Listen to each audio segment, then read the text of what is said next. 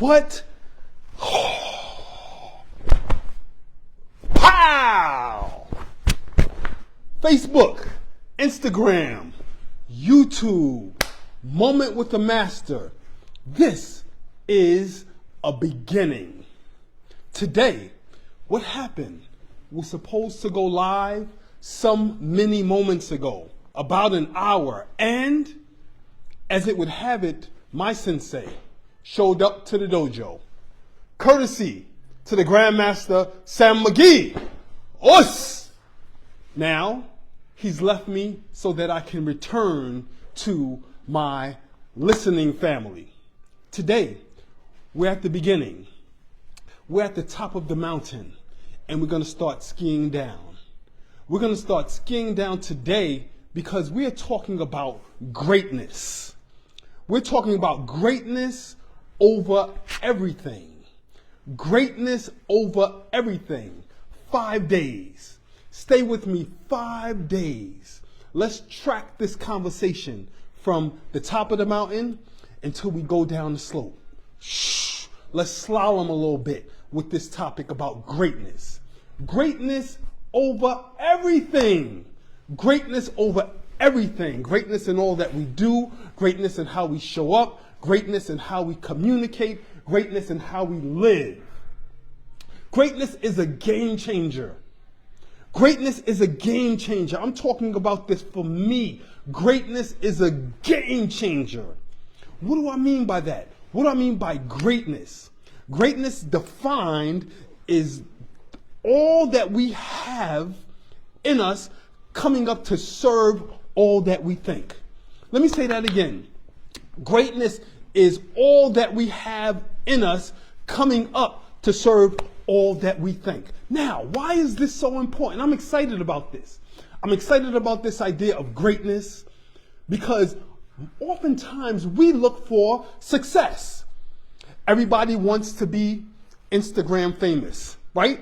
All right, there's an appeal to it. I get it. People want to be financially secure and wealthy and rich. I get it. People want to be able to do what they want to do, right? Have the freedom to travel, to move, to enjoy life. I get it. We want cars. We want to have a home. Everybody wants a beautiful home, and we deserve housing. I get it. I support that, right? But success, how do we modify it? What's the modifier for success for us? Young people, how are you looking at success in this day and age? Are you looking at it based on what you see or what you think others may admire you for having? Is success having the nicest clothes? Is that success? Or having the position, the professional position, the job that people can look up into and say, wow, look at them, they really have it together. Or the education and degrees. Or physical things, cars, houses, money, assets, digital currency, success. What does it look like? Being able to walk arm in arm with the person who you esteem and who you think others will esteem you for having that person with you. Is that success? But greatness, why do I say greatness is different and even better than success? I'll tell you why.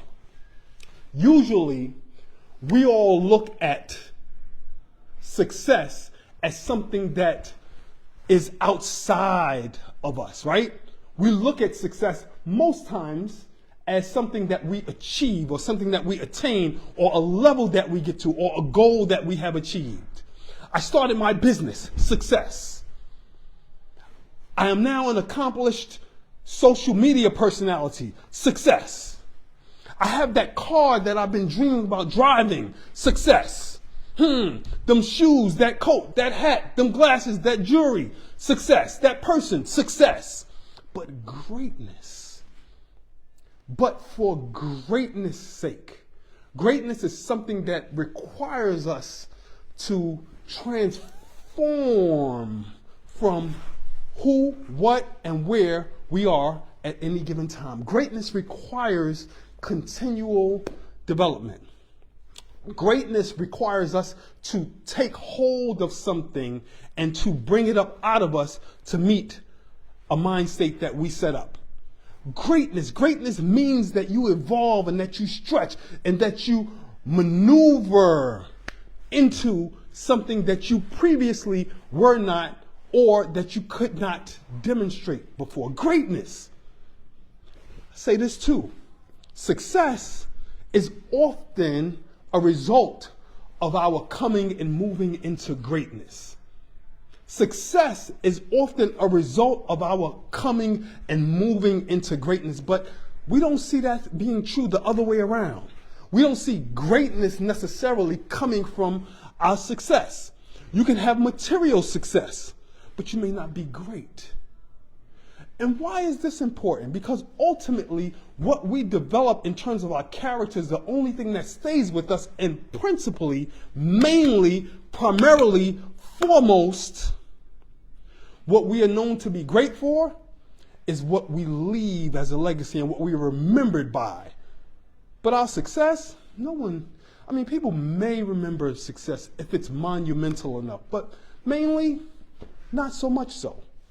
The car we had, they might talk about it for a minute, but then it's off in somebody else's driveway or in the junkyard or back to the dealer because most likely somebody's leasing it, right, these days. Greatness, success can be elusive. We can chase it, chasing after success. I'm going to get it. I'm going to make it one day, right? I'm pushing for it. I'm going. I keep going. And people go to their grave driving to find success and never get an inkling about their own personal greatness. Greatness is entirely more important than success for our lives and how we live.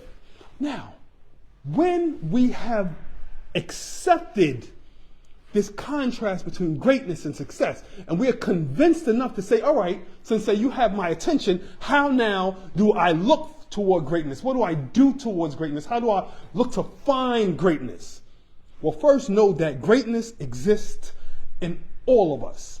Everyone has measures of greatness in them, looking to be born. But greatness cannot be born without some type of fertilization, some cultivation, just like a land, just like a garden. Greatness needs to be cultivated. Greatness will need to be watered. Greatness will need to be, you have to get your hands dirty with greatness. And greatness takes a lot of intestinal fortitude. It takes that internal strength to be able to look at, LBC, check what's going on here. Be able to look at and see what we have inside. We have to be able to take stock in terms of moving toward greatness, right? Hey, if I want to be a great martial artist, I got to practice some things. Hey, look at this. Look at this stance. It's a little wobbly. Look, my techniques need some work. I need to do something. I need to put some practice in on the floor to develop in the way that I want to develop. Success can be elusive. I may go to a tournament, win a trophy. Elusive. It doesn't stay with me. They forget about me the next week. But greatness, people respect and will look to be around someone who is pursuing greatness. Now, we'll get into that. Remember, this is going to be a 5-day series. This is day one. We're just starting to unpack greatness that lives in all of us. And here's another thing to remember. Greatness for us is fulfilling in a way that success cannot. There are people who win lotteries. There are people who, they may have the lucky side of the lane, right? They may be able to maneuver a little bit differently in life and in the world, but why is it then that so many people who have achieved some level or modicum or degree of success in our eyes, why do they seem so unfulfilled? Why? Why do they seem so unfulfilled? It's because the true element that brings fulfillment is greatness. And just like cultivating land, greatness requires air and water of our personal attention to grow and to thrive. Greatness requires the air and the water of our personal attention in order to grow and thrive. We have to manage with greatness. We have to get in. We have to dig in and be involved and be invested in our own greatness. And let me say this also. As a sensei, as I pursue greatness, I recognize something. I recognize that as I give myself to others to be interested in their own pursuit of greatness, the reciprocity of that, the return of it, right? It becomes reciprocal. And if we are ever really interested in becoming great, which I implore us, I invite us to do, we will realize that the only real way to do it is to stack greatness. And we stack greatness with the help of others, and we stack greatness by what we give to others.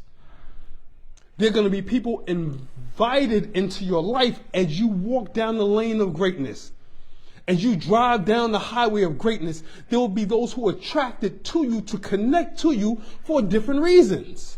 We're going to get into that in a couple of new episodes of greatness over everything, right?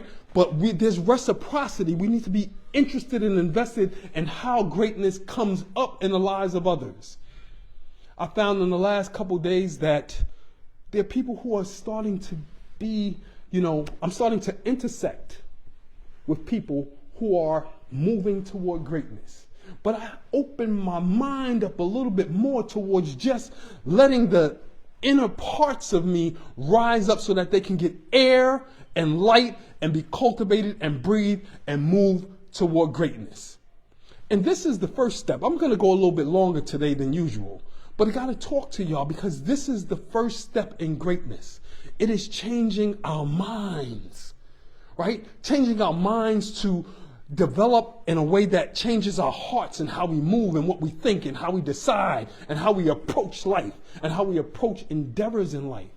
Mind mapping to greatness.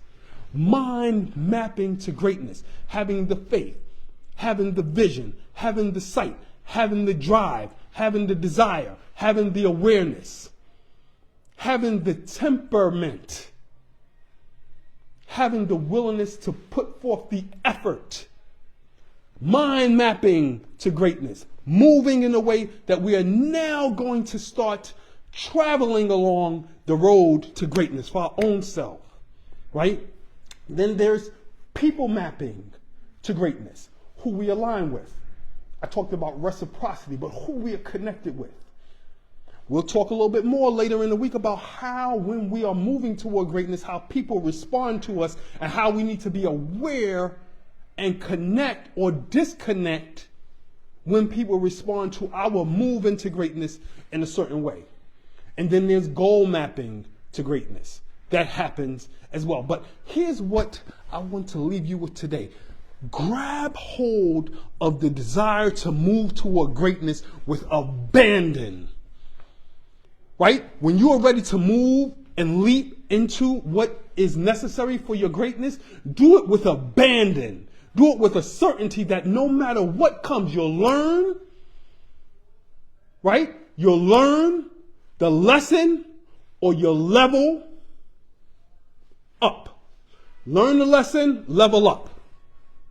Something's going to happen, but all of it is going to move us to becoming great. All of it is going to move us toward another layer of what we need to become the great people who we desire to be. And when we move in abandon, when we move with certainty, when we move with some absoluteness about pursuing greatness, all we have to do then is let the world and people adapt to what we're doing. There's other elements, learning to walk alone when we're on certain roads, learning to move no matter who is there or who's encouraging, learning to be consistent with our vision. Right? And what's moving us, the drive to move us toward doing something in particular. And sometimes we got to go down that road alone. Even if it's to go down the road to realize that it's not the road that we need to be on. Mind mapping for greatness. Being intent and being intentional. Let the world and people adapt to that.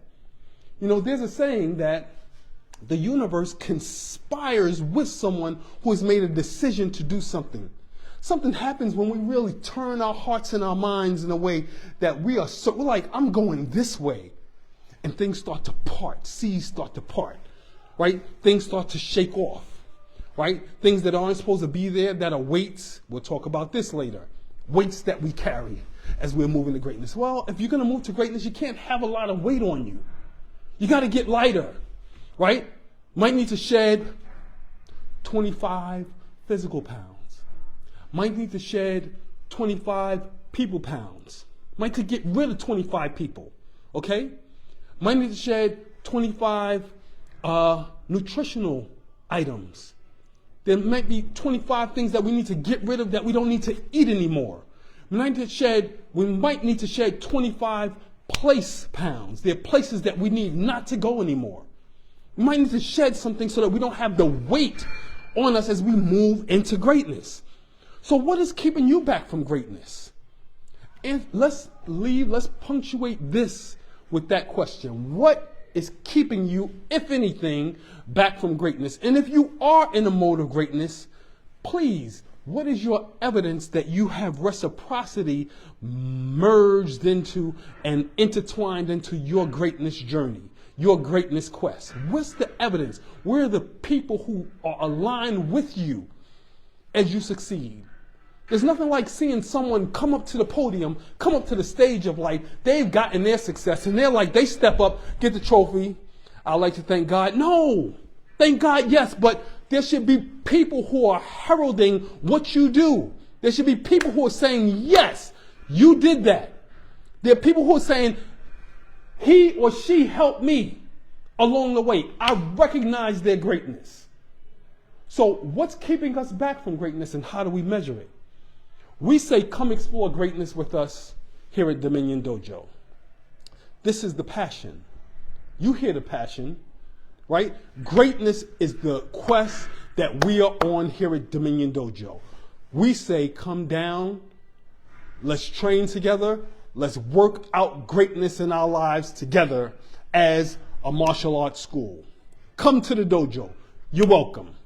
This is Sensei Kwabin. If anybody's interested in personal coaching, please reach out to me at dominiondojo@gmail.com, dominiondojo@gmail.com, or go to dominiondojo.org. Go to dominiondojo.org and shoot me a message. Either way, I'm interested in your personal greatness. Okay?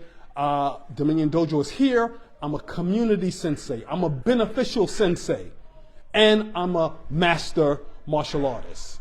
Okay, so we'll get all of that into the same package. Come on now. Greatness over everything. Greatness over everything. This is the first part in our 5-part series. This is Sensei Kwabin. And you know what? Instagram, thank you. Facebook, thank you. Listen, I'm out of here.